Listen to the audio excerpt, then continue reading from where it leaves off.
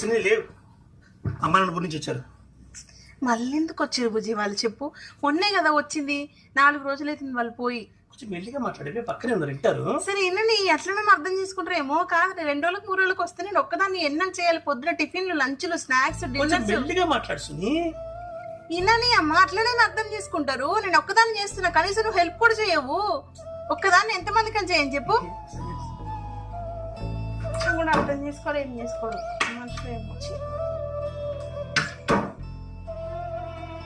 సునీ వాళ్ళు విన్నారే. ఇనాలనే అన్నది, అట్లనే అర్థం చేసుకుని పోతారని చెప్పి. నువ్వు అన్న మాట అత్తయ్య మావయ్యని, అత్తయ్య మావ ఇంత అయిపోయింది. ఇంకోసారి మా ఇంటికి రామని చెప్పి వెళ్ళిపోయాను సీరియస్ గా. అత్తయ్య మావయ్య ఏంది? వచ్చింది మీ అమ్మా నాన్నే. చెప్పేటప్పుడేమో అమ్మ నాన్న అని చెప్పావు, ఇప్పుడేమో అత్త మామ అంటున్నారు. నువ్వు ఇట్లా నన్ను ఇబ్బంది పెడితే మా అమ్మ నన్ను ఏమనుకుంటారు చెప్పు?